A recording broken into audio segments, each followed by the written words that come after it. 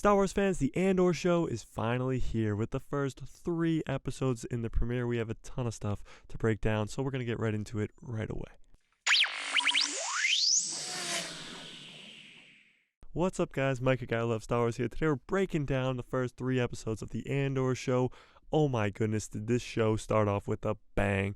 Now I have to say it started off with a slow bang, but by episode 3 it was a big bang. The show did start off a little slow for me. If we only got the first episode this week, I would have been extremely disappointed. After the first episode it wasn't all that much, but after 3 episodes it was like, okay, this show is legit. It is very high quality and the story is there. My question going into Andor was, what is this show going to even be about? We know Cassian's story ends in Rogue One when he dies on Scarif, so what is this going to be about?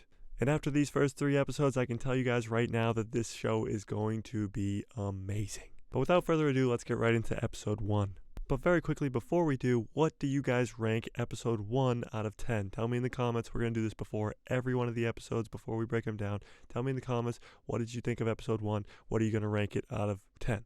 I'll tell you my ranking after I give you the breakdown of it. So, episode 1 starts on this new planet, Morlana 1, and it has this Imperial base on it. It's a corporate area, so the security guards aren't stormtroopers, but they are Empire. So Cassian is there looking for his sister. He wants answers. He doesn't really know much about his past because he got taken from his home world very young as a child, and we learn all about that in flashbacks in these first 3 episodes. So he doesn't end up finding his sister, but on his way out, 2 security guards stop him and he ends up killing one of them accidentally. He has to kill the other one to not leave any witnesses so that he could possibly get away. This just causes a whole lot of problems for Cassian and brings us into the conflict of the show.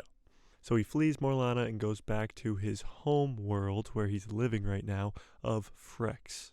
And he gets woken up by his droid B2. I can already tell B2 is going to be a fan favorite character for a lot of Star Wars fans. He is another cool droid in Star Wars. Just when you thought they couldn't come up with another cool droid in Star Wars, B2. But it starts our flashback sequences. Our flashback sequences are a very big part of the first 3 episodes. It shows us what happened to Cassian, what his childhood was like because it was weird. It was on a planet called Canary in the Mid-Rim where there was this mining facility that either exploded or had a meltdown. We don't really know, but it caused the entire planet to be completely toxic and the air was not breathable. However, all of these kids, including Cassian and his younger sister, survived, and they survive on the planet and they live on the planet, but there are no adults around, so it's just a bunch of teenage to little children running around. But they see a starship come crashing down from the sky onto the planet of Canary. But that ends the first flashback and we're back on Frex with Andor, and he's going around town. Everybody seems to know him. He owes a lot of people some credits. But we're really just learning about Cassian Andor and how he knows all these people in town and how he has connections with everybody. Back on Morlana 1, there is an officer who's very concerned about this murder of 2 other security guards, and his boss is pretty much like, yeah, just throw this under the rug. We don't need to worry about this right now, just no.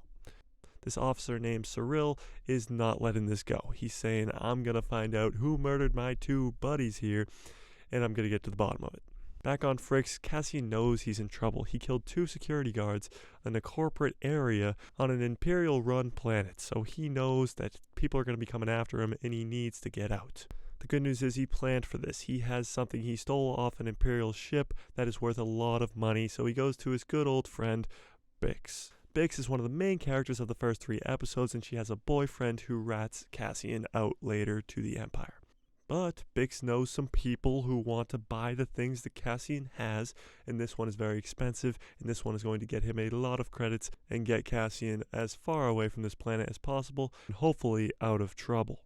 So Bix agrees reluctantly to contact her guy that she knows, and she climbs up a Star Wars cell tower to contact this guy.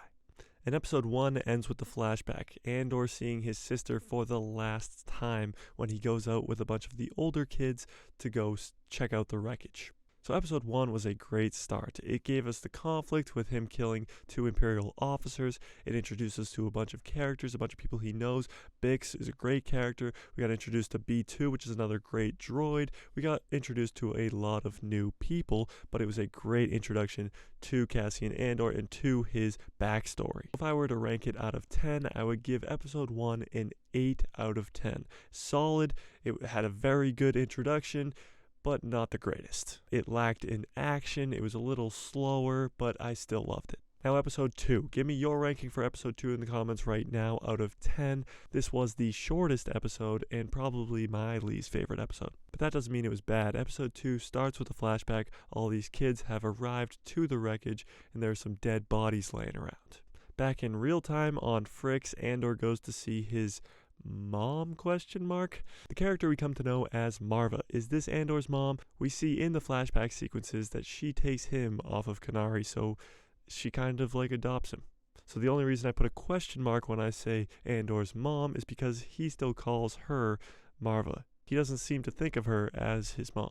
But we find out from Marva that the people on Morlana 1 are looking for Andor. They don't know his name yet. They just found out that he's going to Frix and that he's a male from Kenari. So they sent out a message to all the people of Frix saying they're looking for Cassian.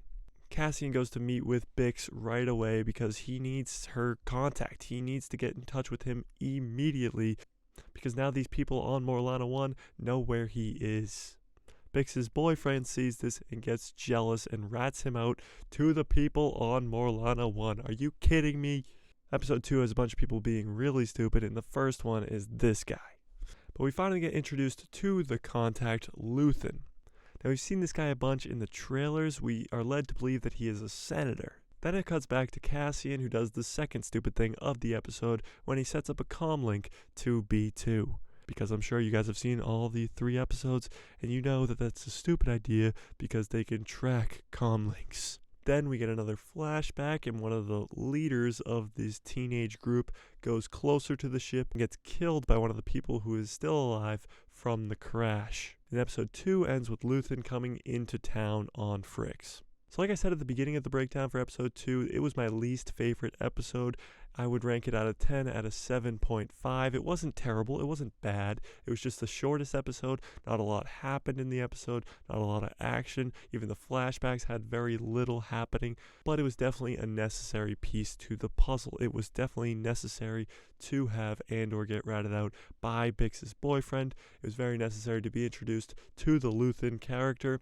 It was a very good episode, just the worst of the 3.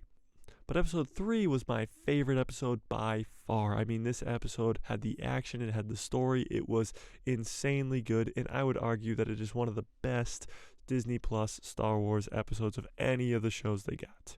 So as always, give me your ranking right now out of 10 for episode 3 before we break it down in the comments. Episode 3 also starts with a flashback like episode 2, where Cassian climbs into the crashed ship as a kid and starts destroying it because he's mad because it killed one of his friends.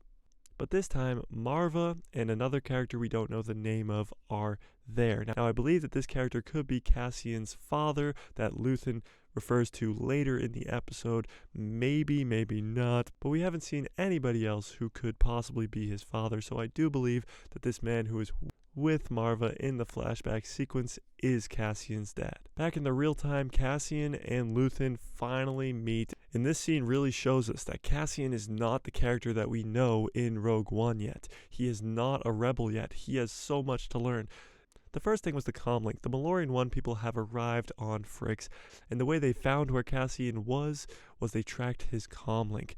Rookie mistake. But even in the negotiations with Luthen, you can tell that Andor does not have much experience with this, and he's not nearly as good at it as he is in Rogue One.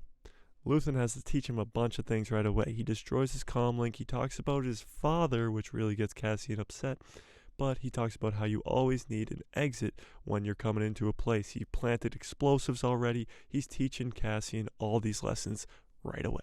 But after they get ambushed in this awesome action sequence, they finally escape and get to Luthen's ship that was sitting waiting for them outside of town, and they finally escape and they get off planet. And episode 3 ends with a flashback with Marva and Cassian's presumable father knocking him out on that ship with gas and taking him off the planet. There's a transport on the way, and one of his friends killed one of the officers there, so all of his friends are most likely going to die. So they wanted to save Cassian, so they took him with them, not knowing that Cassian's sister was there and she got left behind. So the first 3 episodes of the Andor show were unbelievable. Episode 3 specifically, I would give episode 3 a 9.5 out of 10. It was that good. From the action to the plot to the flashbacks to explaining everything from the first 3 episodes, episode 3 pulled it all together and did a great job. Now we have 9 more episodes of this show, so there's a lot more we have to get into. We haven't even been introduced to Mon Mothma, the Empire. We haven't even gone to Coruscant yet, that we see many, many times in the trailers. Morlana 1 security guard people are nothing compared to stormtroopers and the entire force of the Empire. This was more of just an introduction to a threat. This was no real big threat. This was just the first easy boss battle for Cassian Andor. But I must admit, after watching episode 1, which was good, and episode 2, which was alright, I was kind of getting concerned that the Andor show was not going to be it, and a lot of Star Wars fans would be severely disappointed, and it would get crapped on for 9 weeks straight.